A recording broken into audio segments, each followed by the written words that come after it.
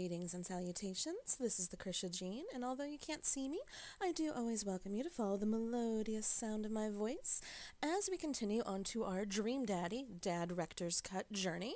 I believe when we last left, we were just about to walk into the bar, Jim and Kim, so we're going to pick it up from there.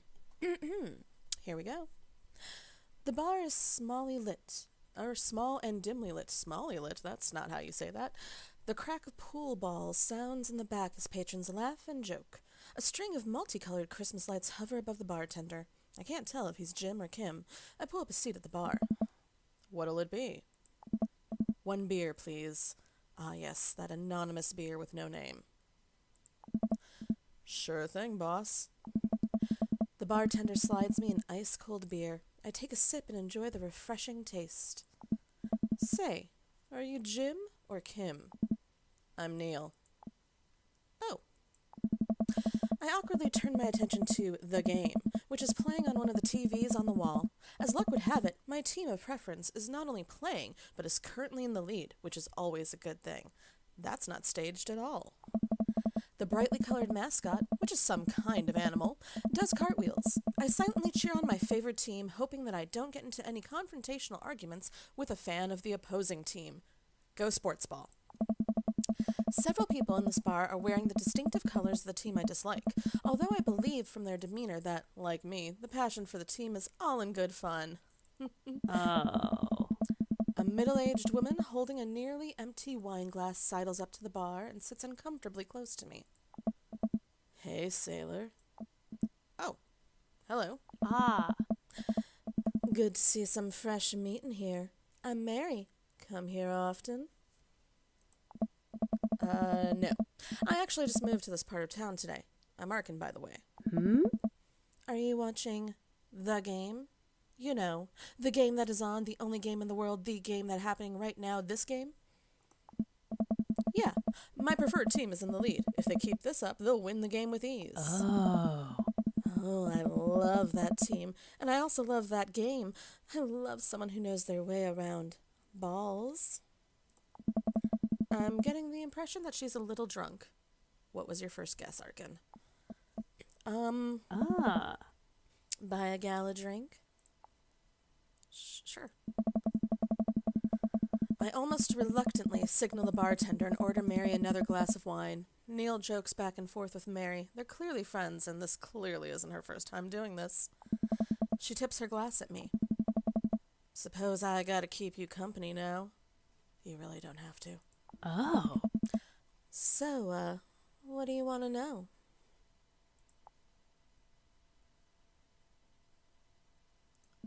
What do you think of The Game? They really are tossing those balls around, huh? What freaking game are you watching? Truth told, I wasn't really paying attention. I just saw a solid ball joke and went for it. That is respectable. So what else can you tell me about this part of town? It's quiet, that's for sure. If you want an idyllic little life with white picket fences, this is the place to do it. But every town has its secrets, you know? She takes a sip of her drink. That was a little too ominous for my taste. She leans closer. Hey. Would you like to learn some of my secrets? Oh boy. Maybe some other time. Give it a rest, buddy. Ugh. Suit yourself, sailor. Mary saunters off, setting her sights on the newest bar patron to enter. I happily watch The Game over another beer. The game has gotten close in terms of points. A little too close than what I'm comfortable with. You know, the game where my team, my preferred team, might be losing to that other team that I don't prefer. Where they're tossing the ball around, lots of balls, and there we go. That's the game. Go sports ball. After a particularly skilled player scores a number of points for the other team, putting them in the lead, I hear an affirmative grunt from another man at the bar. Go team. It's the brooding man from the coffee spoon. Hello, Robert. He sits alone, sipping whiskey and watching the game as well.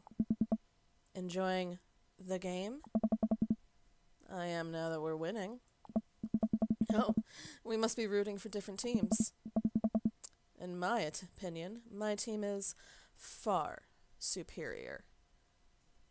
Okay, the character of Robert is staring directly at me, Krisha, and it's a little unnerving. I have to disagree with that. Based upon our win-loss record, I'd say that my team is superior. That's where you're wrong, since as it stands right now, my team is beating yours.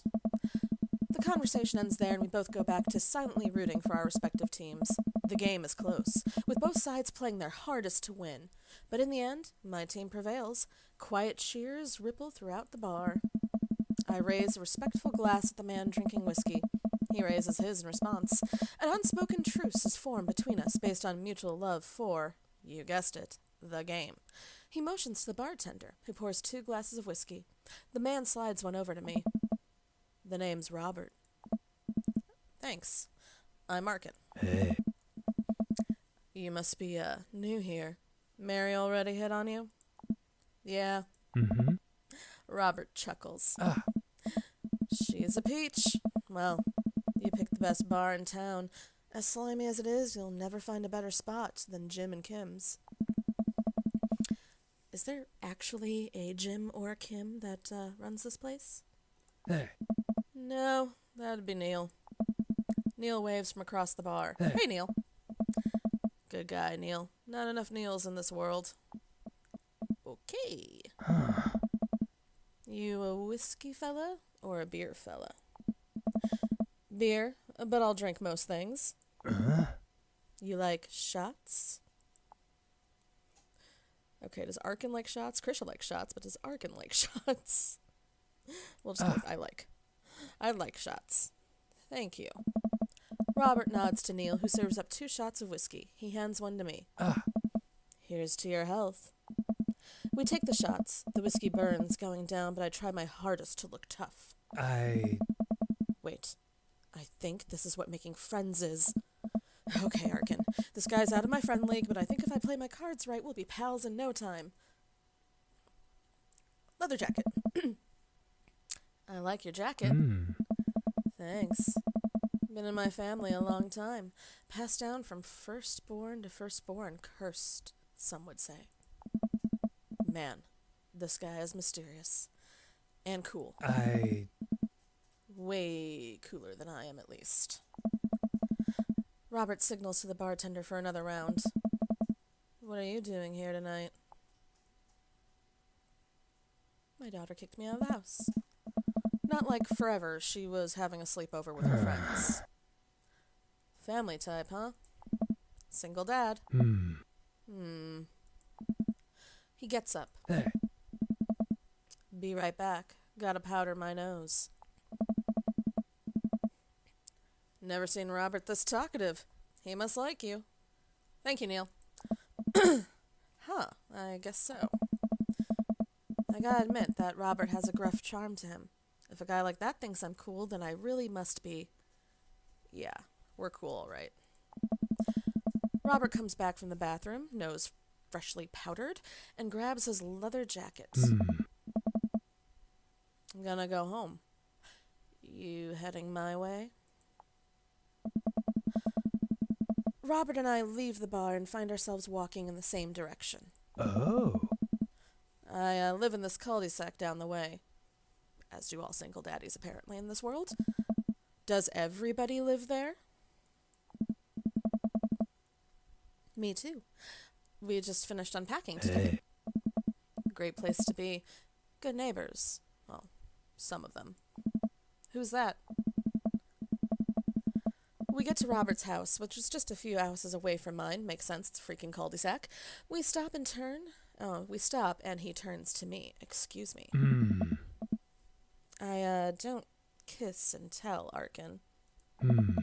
So are we doing this or what? What? Hey. You know, do you want to come inside or not? Wow, he is forward. A wave of realization rushes over me. I blush. No, thank you. I'd better call it a night. Catch you around? Sorry, I'm a classy Arkin. Sure. I head home, head buzzing with whiskey. What did he mean by, are we going to do this or not? I plop down on the couch and I'm asleep before I even get the chance to take my shoes off. Wait. Dad tip, grow your own vegetables. It's cheaper, I think. Okay, I have the volume up way too freaking high. That scared me. I wake up to a text from an unknown number. Rise and shine, early bird. Still want to work out? This is Craig, by the way. Holy crap, it's 6 a.m. Who does 6 a.m. anymore? Without realizing it, I drift back to sleep. Whoops. Must have winked back out. I check my phone again. Hey, bud. Still want to get your swole on? I'm ready to tear up the track. Hit me up. God, the last thing I want to do right now is work out. But it is Craig. I do want to catch up. Sure, we'll go to the gym. Hey, my man. I need a few minutes to wake up, but let's meet in 20. After a few seconds, another text comes in. Sure thing. Meet me at the gym. The only gym. The one gym that is in this town, much like The Game, which is the only game that's ever on the TV. I stretch and my bones creak. I gotta stop falling asleep on the couch. I throw off my blanket and... Hey, wait. I don't remember falling asleep with a blanket. Amanda must have tucked me in after I fell asleep. Bless that child. I reluctantly brush my teeth, throw on the only clothes I own that are even kind of gym appropriate, and head out. The neighborhood is quiet and serene this early in the morning. Birds chirp, and the grass is still wet with dew. Surprisingly, the gym is pretty crowded. I spot Craig out front, stretching. Of course, he spots me and waves enthusiastically. Oh. Hey, bro. Good morning. Hey, good to see you, my man. Man? Dude, bro. I'm definitely not as pumped up as he is. Maybe I should have had some coffee before I left. You ready to kick some butt? Help. This is it. This is how I die. Oh, sorry, I didn't mean to piss you off, Craig. Oh, it'll be all right. We'll ease you into it. Bro. We head into the gym, and I'm immediately intimidated. All of these people look like they could break me in half, and it seems like Craig is friends with all of them. Oh. High fives and finger guns, all of the cool jocks in the room. They look like they could and would steal my lunch money and to spend on protein shakes. Come on, bud. Let's warm up. We head over to the treadmills and start walking. Okay, I can walk. Walking is good. This is a decent place to be, walking. So I know we are on treadmills. Yes. And those over there are ellipticals. Oh. Very good. What is all this other stuff? Craig laughs. You have a nice laugh, Craig. Hey. They might look a little scary, but I guarantee that all of them serve a specific purpose for building muscle mass. I watch as a dude in a muscle tee flexes a muscle I didn't even know existed on a machine I think was once used to process grain into flour. Probably was. What is that? Why is that guy doing that to himself? Nice. That's a good question, bro. What do you think he's doing? Training to crush people's skulls. Training to crush people's skulls with his thighs. A worthy goal. He's trying to make his thighs so strong that he could crush people's skulls with them. Hey. Yeah. That's pretty much the only reason I work out. Nice. Oh, we got eggplant. Oh no, Craig is turning up the speed. I better do the same. How long have you been Nice. doing the buff thing? Couple years. And what do you do when you're not dadding or working or buffing? Oh. Oh, I coach my twin softball team. That still counts as both dadding and buffing. I keep busy. What do you do for fun? The goal is to live life with as few worries as I can muster. The lost shaker of salt was a metaphor. A metaphor about what? About not being able to shake salt onto something. We're jogging now. Oh God, we're jogging now. I look over to Craig, who hasn't even broken a sweat.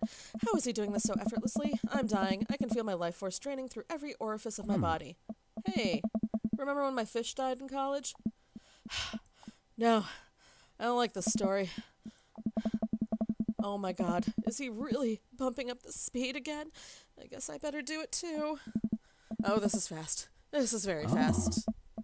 And when we were at that party, and you vowed to make me feel better. You told me to create a distraction, so of course I do a sick keg stand and get everyone cheering. And then I try to steal a fish from a fish tank at the party with my bare hands. Like Hey! an idiot. And then you drop the fish and it's flopping around and you panic. So you run up to me post-keg stand with a dying dirty fish in your hands that you scooped off of the ground. And you're yelling at me that we have to leave. Bro! So we're running out of that frat party with a fish and trying to give it mouth-to-mouth resuscitation. Ew. And we get him home and get him into a bowl of water, but the prognosis was grim. And the next day he's alive and well. Bro! They never did catch the great fish thieves of Grand Ridge U. And they never will, 'cause I'm dying on this. I shoot off the end of the treadmill and crash into the wall. Jesus, that hurts. You know, there's belt buckle looking things that will pull the stop button if you start falling, right? Safety tip for anyone that's going to work on a treadmill. Bro! Dude, bro, are you okay?